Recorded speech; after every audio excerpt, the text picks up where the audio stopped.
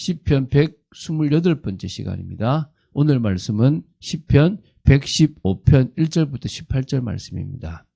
3절부터 7절 말씀을 합독하고 시편 115편 전체를 보도록 하겠습니다. 자, 그러면 시편 115편 3절부터 7절 말씀을 한 목소리로 합독하도록 하겠습니다. 오직 우리 하나님은 하늘에 계셔서 원하시는 모든 것을 행하셨나이다. 그들의 우상들은 은과 금이요 사람의 손으로 만든 것이라. 입이 있어도 말하지 못하며 눈이 있어도 보지 못하며 귀가 있어도 듣지 못하며 코가 있어도 냄새 맡지 못하며 손이 있어도 만지지 못하며 발이 있어도 걷지 못하며 목구멍이 있어도 작은 소리조차 내지 못하느니라. 아멘. 하나님과 우상의 차이를 아시겠습니까? 오늘 참 이 시인이 참 고백을 잘한 것 같아요. 자, 시편 115편을 봅니다. 제1 할렐시 모음집 중에서 세 번째 시라고 보시면 됩니다. 본시는요, 열방 우상들과 달리 유일한 참신이신 여호와께 의뢰하고 또 정말 그분을 찬양해라는 그런 어떤 결단을 촉구하는 그런 감사 예배십니다.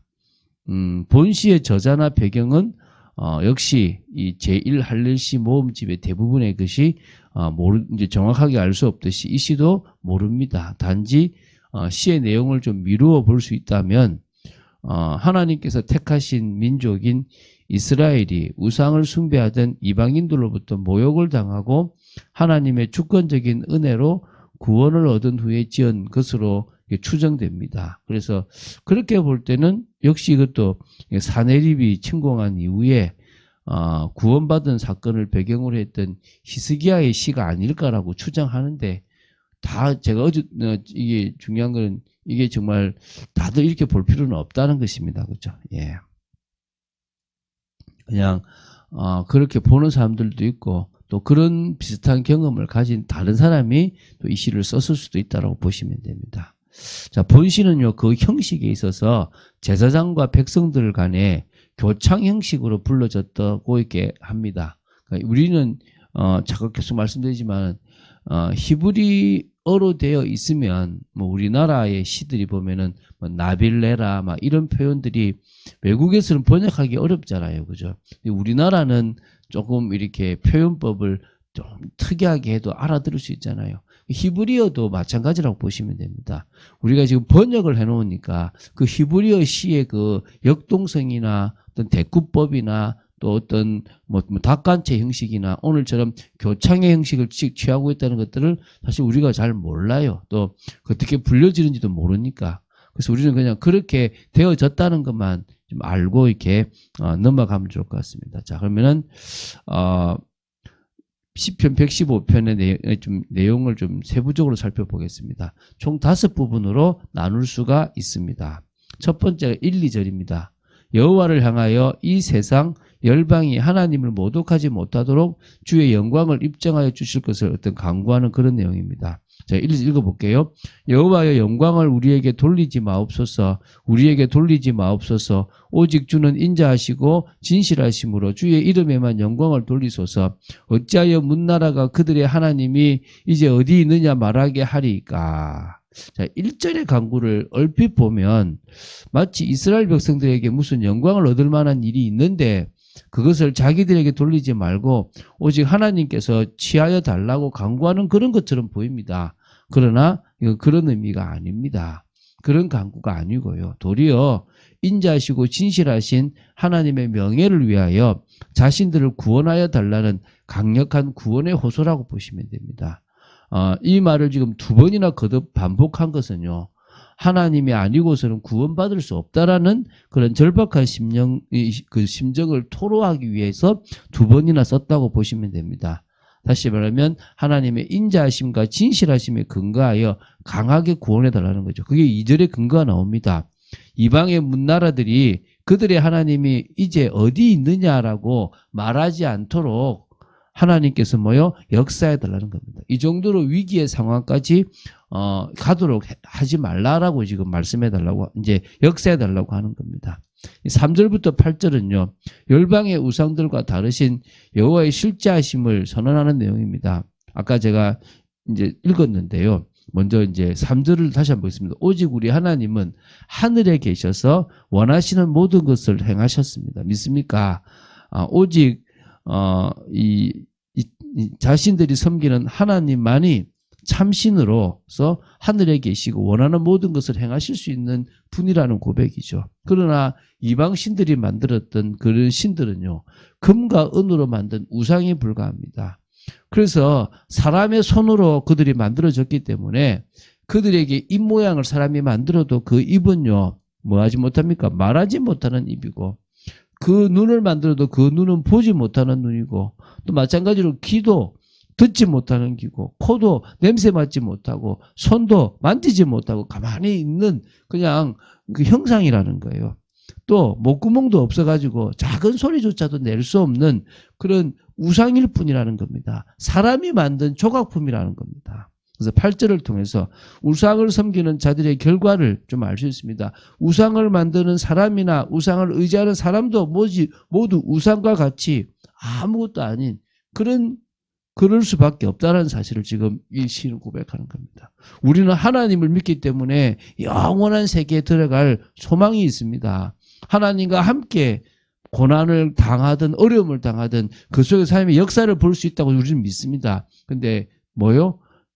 우상을 숭배하는 그들은요, 저 우상같이 아무런 의미 없는 존재가 되어져 버린다는 것입니다. 자, 9절부터 13절입니다. 이스라엘 향하여 여호와 하나님만을 의뢰할 것과 이스라엘이 여호와를 의뢰할 때에 여호와께서는 분명히 이스라엘에게 복 주실 것임을 삼중적으로 이렇게 선언하는 그런 부분이 있습니다. 자, 9절 제가 볼게요. 이스라엘아 여호와를 의지하라. 그는 너희의 도움이시요 너희의 방패시로다. 이렇게 했고요. 두 번째 또 아론의 집이요. 이게 지금 10절입니다. 여호와를 의지하라. 그는 너희의 도움이시요 너희의 방패시로다. 이렇게 나오고요. 11절에는 여호와를 경외하는 자들아 너희는 여호와를 의뢰하여라. 그는 너희의 도움이시요 너희의 방패시로다. 이게 지금 삼중적이라는 표현이죠. 다시 말하면요, 우상을 섬기는 이스라엘 향하여 이제 우상을 버리고 여호와를 의지하라는 촉구입니다.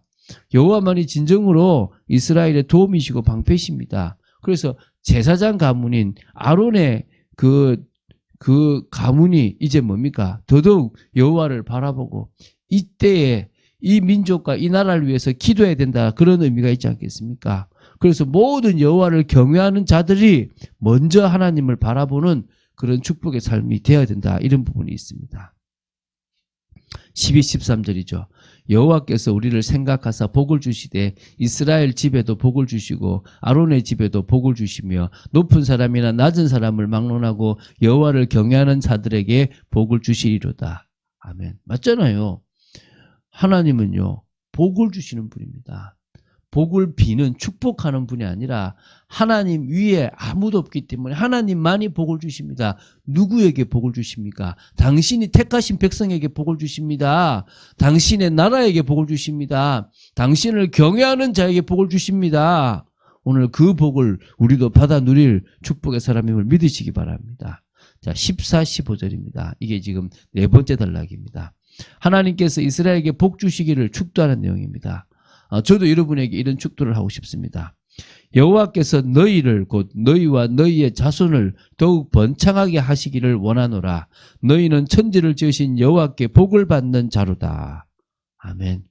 여러분, 이런 존재 되시기 바랍니다. 진정으로 여호와께서 주시는 복을 받고 자손이 번창하는 복을 받게 되기 바랍니다.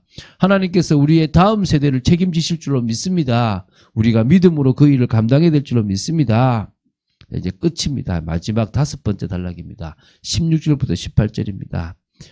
시인은 이스라엘의 대표가 되어 영원히 여호와를 찬양할 것임을 결단한 내용입니다. 제가 한번 읽어볼게요. 하늘은 여호와의 하늘이라도 땅은 사람에게 주셨도다. 죽은 자들은 여호와를 찬양하지 못하나니 적막한 데로 내려가는 자들은 아무도 찬양하지 못하리로다. 우리는 이제부터 영원까지 여호와를 송축하리로다. 할렐루야. 여러분, 사실 세상 모든 만물의 본래 주인은 이 모든 것을 창조하신 여호와이십니다. 그래서 하늘 모든 것이 이 하늘은 여호와의 하늘이십니다. 이게 분명히 맞습니다. 땅도 사실은 당신의 것이 맞습니다. 그런데 그 모든 만물을 당신이 누구에게요? 인간에게 위탁하셨습니다. 우리 인간이 관리하도록 하셨습니다. 물론 그것을 인간이 지금은 엉뚱하게 사단에게 종로로 타는 것으로 만들어 버렸지만 여전히 하나님은 그것을 인간이 하도록 놔두시고 계십니다. 그리고 그 인간을 찾아오시는 일을 하시고 계시는 거죠. 그러면서 얘기합니다. 살아있을 동안에 우리는 찬양할 수 있습니다. 물론 저 천국에 가면 영원히 찬양하겠죠. 그러나 우리가 죽어버린다면 지금처럼 이 살아있는 동안에 우리가 드리는 이 찬양처럼 우리가 하나님 앞에 찬양할 수가 없습니다. 특히 저 지옥으로 가는 자들의 찬양은 끝납니다. 그래서 우리는 압니다. 찬양할 수 있는 이때가 가장 복된 시간이라는 것입니다. 여러분이 주님 앞으로 나올 수 있는 이 시간이 가장 복된 시간입니다. 여러분이 살아서 하나님을 바라보고 하나님의 영광을 위해서 살아가고 하나님의 뜻을 이루는 이 시간이, 이 삶이 복된 삶임을 믿으시기 바랍니다. 그래서 이제부터 영원까지 뭐 하겠단 말입니까? 여호와를 송축할 거다. 할렐루야! 여러분의 입술에서 할렐루야가 늘 나오게 되기를 바랍니다. 그래서 세상을 이길 힘으로 이 세상을 바꾸어 나가는, 그래서 정말 세상에 물들지 않을 뿐만 아니라 하나님의 뜻을 이루는 여러분 되시기를 주 예수 그리스도 이름으로 축원드립니다. 주는 그리스도시요 살아계신 하나님의 아들이심을 고백합니다. 끝까지 말씀 따라갈 수 있는 축복 누리도록 지켜주심을 감사합니다. 이 시편 115편을 보며 너무나 감사가 됩니다. 우리가 아무 힘도 없이 사람의 손으로 만들고 사람이 구하는 우상을 숭배하는 어리석은 자가 아니라 하나님의 계시에 의해서 참 하나님을 알고 그분을 믿게 되었던 그 자체가 너무나 감사합니다. 아버지 하나님, 상천하지에 하나님만이 참 신이심을 고백하고 하나님만을 믿고 이 세상에 물들지 아니하는, 이 세상을 오히려 바꾸어 나가는 저희들 되어지게 하여 주시옵소서. 주 예수 그리스도 이름으로 기도드립니다. 아멘.